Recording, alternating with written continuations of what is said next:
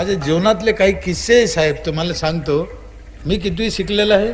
7वी. माझी बायको माझ्यापेक्षा 7 वर्गांनी मागे आहे.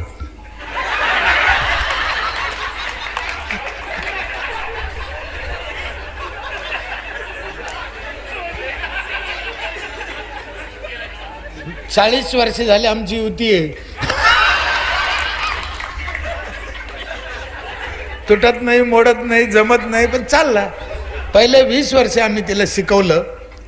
आता ह्या 20 वर्षात ती शिकते आम्हाला. असं नाही, असं करा, असं नाही. तिला स्वयंपाक पण येत नव्हता. इंग्रजी शब्द तर कळतच नव्हता. 14व्या वर्षी लग्न केलं. एका बकऱ्या मागून धरून आणली, दिली. काहीच कळत नव्हतं. स्वयंपाक येत नव्हता, भाषा कळत नव्हती, काही नाही. माचीस हा शब्द सुद्धा तिला कळत नव्हता. सत्य घडलेली घटना आहे. मी अगोदर शपथ खाऊन सांगितलेलं आहे तुम्हाला. मी खोटं सांगत नाही, खोटं बोलत नाही. एकदा काय झालं, आमच्या तिकडे स्वाध्याय परिवार चालतं, पांडुरंग शास्त्री आठवलेचं. ती ताई आल्या आम्हाला, म्हणे दादा चला आज संध्याकाळी तिथे कार्यक्रम आहे, या त्या जागेवर. म्हणलं येऊ. दोघं या म्हणण्यावर बायको. म्हणलं दोघं येऊ. लक्ष्मीनारायण म्हणते ती. म्हणलं दोघं येऊ. डबे घेऊन या म्हणे, डबा पार्टी करू. म्हणलं जाऊ. म्हणलं काहीतरी ऐकायचं, प्रवचन यायचं. तिथं गेलो आम्ही. 18-20 जोड्या जमा झाल्या. ती ताई म्हणे आपल्या कार्यक्रमाला उशीर आहे, तोपर्यंत आपण एक खेळ खेळू म्हणे. आपण मी खेळते नाही काय, संस्थेवाल्या लोकांना शिकायसाठी खेळते. म्हणलं खेळा बाबा. काय खेळ आहे? तर ते म्हणे जोडी जोडीचे खेळ. आता जोडी जोडीचे खेळ म्हणलं मग अंगाला काटा झाला. म्हणलं आत्ता गोष्ट नसली आपली, येऊच तर ठीक होतं, पण आता सगळ्या गावात बिंग उघडं पडत ना आपलं. इतके दिवस घरात झाकेल होतं, ठीक होतं ते. आता है की नाही? मी माझ्या बायकोची निंदा करतो असं नाही. जे आहे ते आहे सांगतो. दिले तिच्या बापाने मला ते. तुम्हाला सांगतो आता तरी बरी दिसती, त्यावेळेस ते दिसायला बी धोरणात नव्हती. एखाद्या माणसाच्या, चाभऱ्या माणसाच्या अशी शंका येईल, तिला काही येत नव्हतं, स्वयंपाक नाही, शब्द नाही, इंग्रजी नाही, मराठी नाही, दिसायला धोरणात नाही, मग यानं काऊन केली बा असं वाटू शकतं ना. तिच्या बापाचे उपकार आहे, मला ती दिली. नाही तर मला रामदेव बाबाची ते सुपरवायझर म्हणून राहिला असतं मी, दुसऱ्याने केली बी नाही. कारण ही बी तेवढी जाईल केस होती. ही काय धोरणातली केस होती का? तिच्या बापाचे उपकार आहेत, दिली. मग 2चे 4 हात झाले. ते ताईनं आम्हाला सांगितलं की बा आपल्याला एक खेळ खेळायचा आहे ते जोडी जोडीचा. पण आता तिथून सुटका नाही. म्हणलं ठीक आहे बाबा, खेळा. काय खेळायचं ते खेळा, पण काय खेळ आहे हे तरी आम्हाला समजून सांगा एकदा. म्हणलं निदान थोडं काही फायदा होईल. मग त्या ताईनं आम्हाला खेळ समजून सांगितला. तो खेळ असा होता, महिलाला लक्ष्मी म्हणते, पुरुषाला नारायण म्हणते. लक्ष्म्या एका बाजूनं बसवल्या, नारायण एका बाजूनं बसवले. 18-20 जोड्या होतो आम्ही. तो खेळ असा होता, 3-3, 4-4 प्रश्न एकाला विचारत होते. म्हणजे ज्या लक्ष्मीला 4 प्रश्न विचारले कानात, उत्तर द्यायचं कानात तिनं, आणि तेच प्रश्न तिच्या नवऱ्याला म्हणजे नारायणाला विचारायचे कानात, त्यानं बी उत्तर द्यायचं. दोघांचं उत्तर सारखं आलं पाहिजे तर 10 पैकी 10 असे मार्क पडत होते. कळलं? तेच प्रश्न विचारत होते. सगळ्याचे झालं. सगळ्या लक्ष्मीला विचारले, आमच्या बायकोला विचारले, तिने उत्तर दिले. माणसाला विचारले, मग माझ्यावर बारी आली. तुम्हाला प्रश्न कळला, खेळाची रीत कळली. अजून समजून सांगतो. उदाहरणार्थ बाईला विचारलं आपल्या देशाचे पंतप्रधान कोण, तिनं सांगितलं देवेंद्र फडणवीस. काय सांगितलं? माणसाला विचारलं आपल्या देशाचे पंतप्रधान कोण, यानं सांगितलं नरेंद्र मोदी. तर 0 मार्क. का दोघांचं सारखं उत्तर यायला पाहिजे ना. आणि एका जोडीनं सांगितलं का बा, दोन्हीनं सांगितलं लालू प्रसाद यादव, तर 10 पैकी 10. ते खेळाचा नियमच असा होता की दोघांचं उत्तर सारखं आलं पाहिजे. मग आमच्यावर बारी आली. माझ्या बायकोला विचारले प्रश्न, तेच मला विचारले. त्याच्यातला पहिला प्रश्न असा होता, तुमच्या पहिल्या मुलीची जन्मतारीख काय? मला मुली असल्यामुळे ते विचारलं. मला माहीत होतं 1-1-83 माझ्या पहिल्या मुलीची जन्मतारीख आहे. सांगायचं तर, पण खेळाचा नियम काय आहे? दोघांचं सारखं आलं पाहिजे ना. आता म्हणलं या बाईनं काय घोळ केला काय नाही, तारीख हुकली का साल हुकलं का महिना हुकला का काय म्हणले.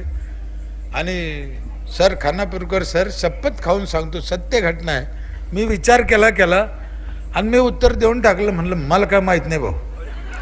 10 पैकी 10 पडले त्याला.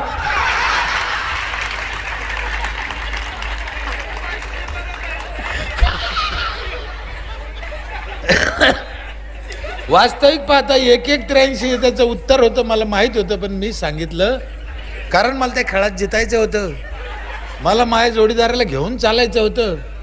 म्हणून एखाद्या खेळात तुम्हाला जितायचं असलं तर 2 पावलं मागे सरकायची पण तुमची तयारी असली पाहिजे, नाही तर काय उपयोग नाही मागेच.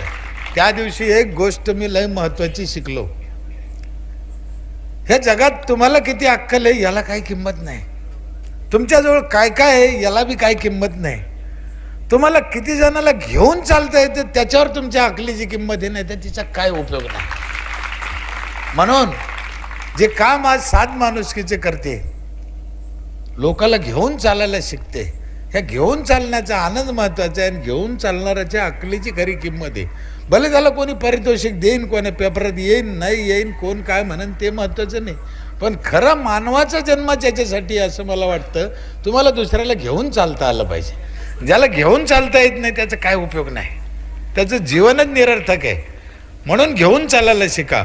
विशेषतः महिलाला हे चांगलं माहीत आहे, कारण आतापर्यंत सगळ्या महिला टोटल ह्या ह्याला घेऊनच चालत आलेले आहे.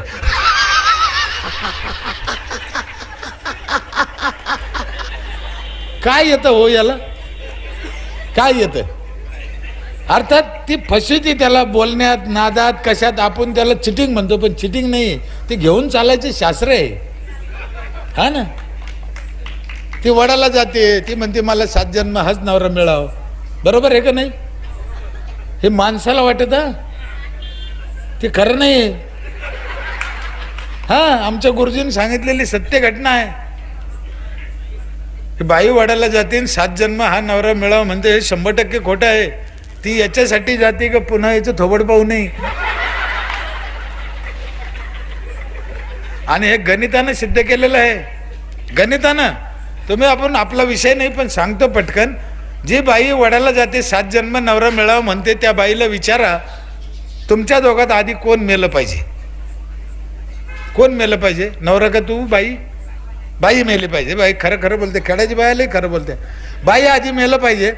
मग ही बाई आधी मेली, नंतर 4-5 वर्षांनी तिचा नवरा मेला, ही पुढे जाऊन पहिलीला ऍडमिशन घेतलं, मग याचं लग्न होईन का?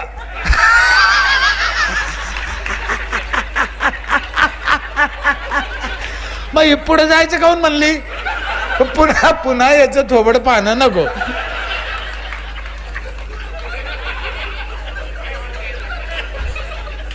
मी एका खेडेगावात सांगितलंय उदाहरण.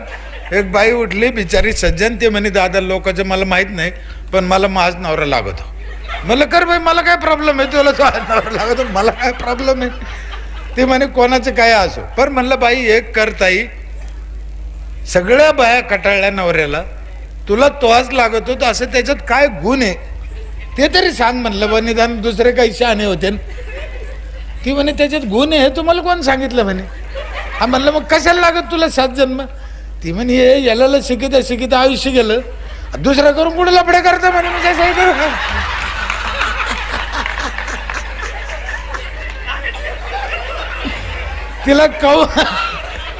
तिला काऊन लागतो माहितीये, याच्यासाठी लागतो. हा गमतीचा जरी भाग सोडा ना, आज तुम्हाला एक खरं मुळे सांगतो, माझी शपथ खाऊन. मला 2च लोक इमानदारीने काम करते मनापासून आपल्या देशात. एक मिलिटरीतला जवान, दुसरी खेड्यातली बाई. मनापासून काम करते इमानदारी, मनापासून. 16 घंटे काम करते हो बाई, 16 घंटे, सकाळी 5 ते रात्री 10. काय ते का मशीन आहे का साहेब? तसेच मिलिटरीतल्या लोकांचं जेवण पाहतं मी. काय तिथे टायमिंग नाही, सुट्टी नाही, काही घेणं नाही देणं नाही, काही नाही. ती पोरगी कितवीला आहे? ती पलीकडली ती कडीला बसलेली ताई पोरगी, तू अंगी ते घालून उभा राहा का ताई? तू शेवटचे हातच ना, उभा राहा ना. अरे सांग पटकन चाल लवकर, काम आहे तुला. कितवीला आहे तू? हा उभं राहा तिथंच उभं राहा ना. कितवीला आहे? 7वीला आहे का? गणित येतं ना थोडं थोडं? मी एक गणित विचारतो ताई तुला. माणसं उभं राहावं. माणसं किती घंटे काम करते साहेब? खरं खरं माणसं 8 घंटे आणि बाई 16 घंटे. ताई आम्हाला एक गणित सोडून दाखव. माणसं 8 घंटे काम करते, बाई 16 घंटे काम करते, तर पाय कोणाची दुखत असेल? बाईचे. मग हे घरी जाऊन सांगायचं बापाला.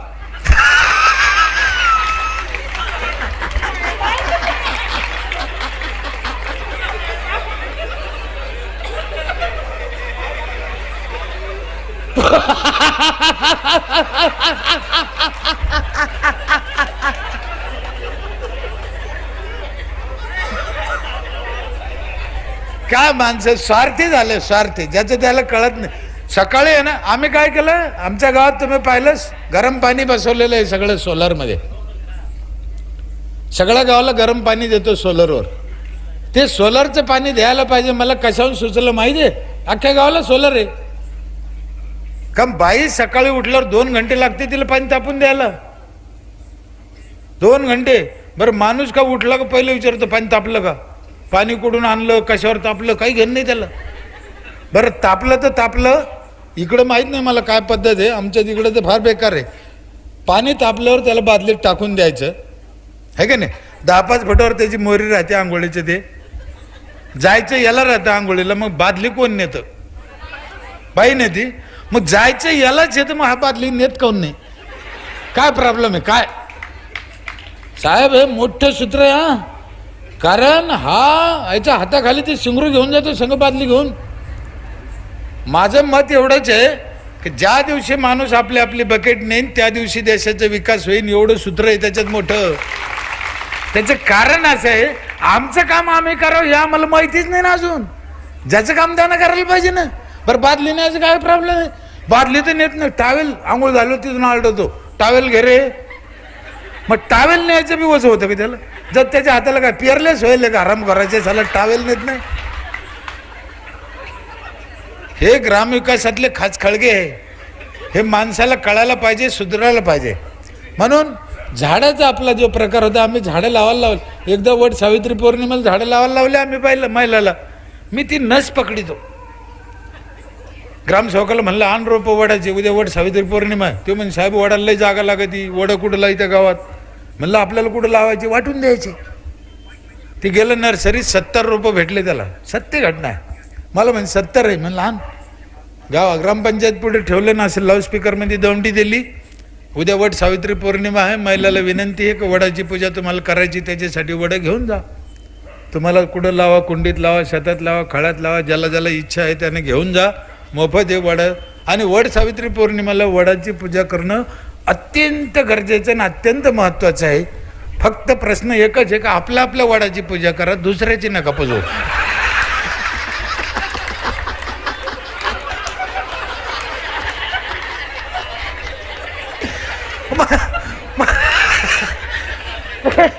ती बा एवढ्या भरभर आल्या, तुम्हाला काय सांगा वडा न्यायला.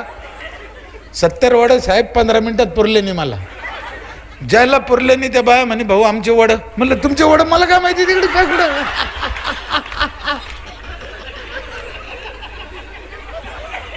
यांना त्या पद्धतीने न्यावं लागतं, यांना त्या पद्धतीने घ्यावं लागतं. मला ज्यावेळेस प्रतिभाताईच्या हस्ते पुरस्कार मिळाला पर्यावरणाचा, त्यावेळेस आम्ही मे महिन्यात प्रत्येक घरी गेलो. त्या बाईला विचारलं ताई तुम्हाला कोणते 2 रोपं आवडते, नाव सांगा. मग त्या बाईचं नाव लिहिलं, रोपाचे नावं लिहिले. त्या बाईचं नाव, रोपाचे नाव, बाईचं नाव, रोपाचं नाव. फक्त लिहून आणा म्हणलं. आणलं. 2-2 नावं सांगायला लावले. जून महिन्यात तेच रोपं आणले. आम्ही सर्वे केला, अशोका किती, नारळ किती, पेरू किती, सीताफळ किती, तेच रोपं आणले. पाऊस पडल्यावर त्या बाईला नेऊन दिलं.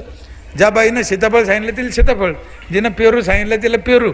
ताई तुम्हाला सीताफळ आवडतं ना, मग हे ग्रामपंचायतनं तुम्हाला भेट दिलं. ताई तुम्हाला अशोक आवडतं ना, हे ग्रामपंचायतनं तुम्हाला भेट दिलं. तिला लाव नाही म्हणलो आम्ही. आता काय करीन त्याची ती? लावले ना ते ना. तिला जर म्हणलं असतं नाही जिल्हा परिषदचं काम आहे, ती म्हणले त्या बापाच नोकर आहे का निघेतून.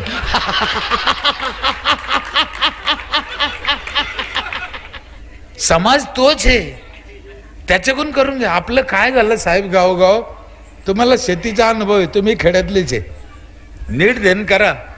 आपलं जे शेतीचं गाईचं वासरू असतं ना, बैल बैल गोरा म्हणतो आपण, कितव्या वर्षी शेतीला धरतो त्याला आपण? 2.5-3 वर्ष. अगदी बरोबर आहे. समजा 8 वर्ष त्याला धरलं नाही,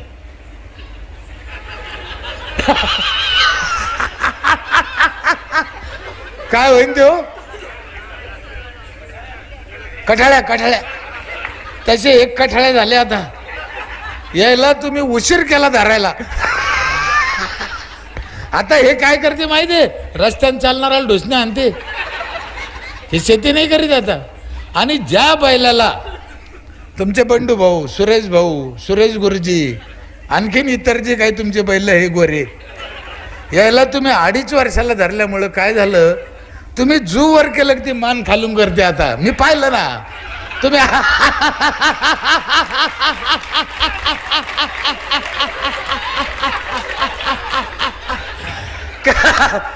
कारण त्याला वेळेवर शिकवायला, वेळेवर मिळालं.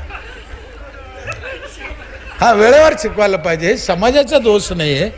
म्हणून ठीक आहे, झालं गेलं म्हणून सोडून द्यायचं का? हार मानायची का? नाही, आपल्याला करायचं आहे. यांच्याकडे पाहून आपल्याला करायचं आहे. 72 वर्षाच्या वयात काय चालते बोलते करते, यांच्याकडे पाहून आपण करायचं. हार मानायची नाही. लोकाला समजून सांगा, विनंती करा. संडासचा विषय निघाला, संडास का बांधायची हेच लोकांना माहीत नाही. सरकारी योजना आहे, सरकारी योजना आहे म्हणून संडास बांधा म्हणलं ना, सरकारी योजना लोकांच्या डोक्यात बसत नाही. आता लोकाला फिट समजून सांगा, संडास का बांधायचे. 2 मिनटं लघवीला जर उशीर झाला जायला संडासला तर आमचं रक्त खराब होतं. मग जर आमच्या घरात ती व्यवस्था नसन, अर्धा घंटा उशीर होतो, घंटा उशीर होतो. रात्रीची वेळ आहे, टायफॉइड झाला, पाऊस आला, घरी माणूस नाही, अशा वेळेस उशीर होईल ना हो. मग काय करायचं? मग रक्त खराब होतं ना. म्हणून ते घरात पाहिजे संडास. एवढंच आहे, त्याचं दुसरं काय? त्याला 12,000 रुपये देते सरकार. माझ्या गावाने 15 वर्षापूर्वी, तुम्हाला नावं सांगतो काही महिलांचे, विश्वास ठेवा.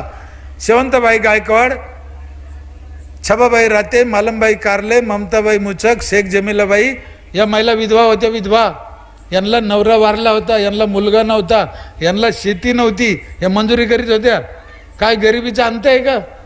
यांनी 5-5 हजार रुपये बँकेचं कर्ज काढून 15 वर्षापूर्वी संडास बांधले. म्हणून आम्हाला पाहायला हे दिवस आलेले. मी इथून दंडवत करतो. महाराष्ट्र ग्रामीण बँकेचं 5,000 रुपये कर्ज 300 रुपये महिन्याने फेडे या महिलाने 15 वर्षापूर्वी. आत्ता ती बाई बिस्लरी बाटली घेऊन कापूस याचायला जाती. हे तुम्हाला दिसतं, पण याच्या पाठीमागे काय केलं जाय ना 15 वर्षापूर्वी, हे बी महत्त्वाचं आहे ना.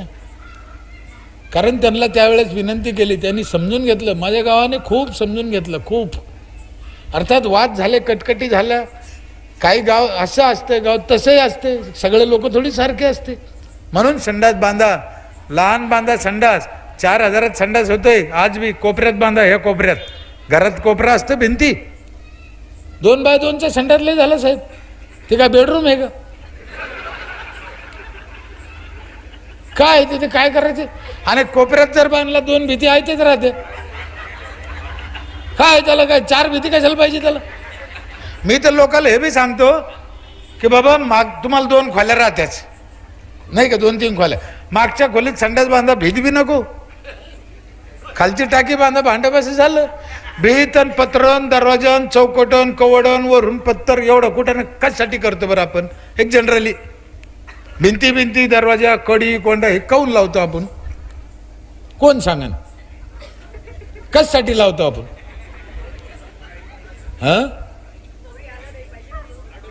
आडोसा, इज्जतीसाठी, आडोशासाठी. चांगली कल्पना आहे, मला काय त्याच्याबद्दल काय दुमत नाही. मग घरातल्या घरात तुम्हाला आडोसा लागतो, इकडं अख्खं गाव तमाशा पाहते, तेव्हा लाज नाही वाटत का? मग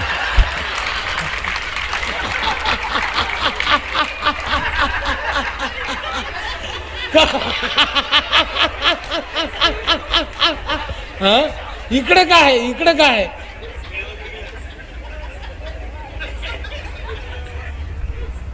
काय मोठ्या दरवाजा लावून घ्या, भागून जाईन तुमचं. मला बांधायचं. आणखीन एक आमच्या सरकारी योजनेनं काय शिकवलं साहेब, बरेच अधिकारी असं म्हणते की महिलाच्या इज्जतीसाठी संडास पाहिजे, त्याला तर बुटानं आणलं पाहिजे. महिलाला इज्जत आहे, आराम करायला इज्जत नाही का भाडव्याला?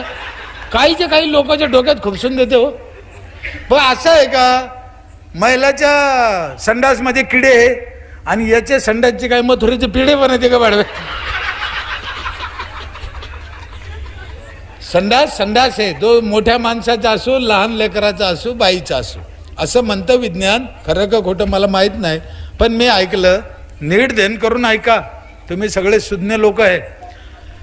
माशीच्या एका पायाला 6,000 जंतू चिटकते म्हणते.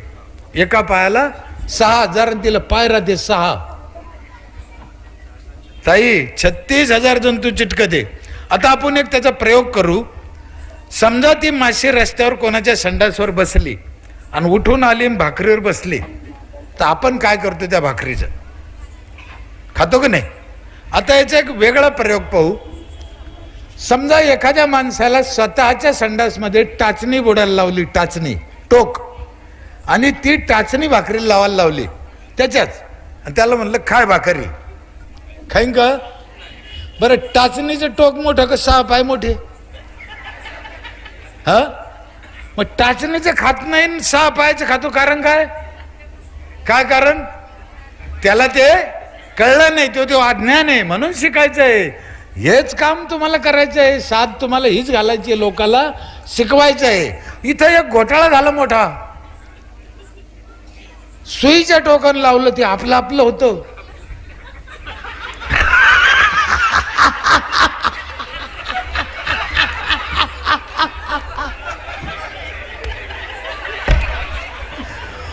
मासेनं आणलं ते कोणी आराम करायचं आणलं कोणा?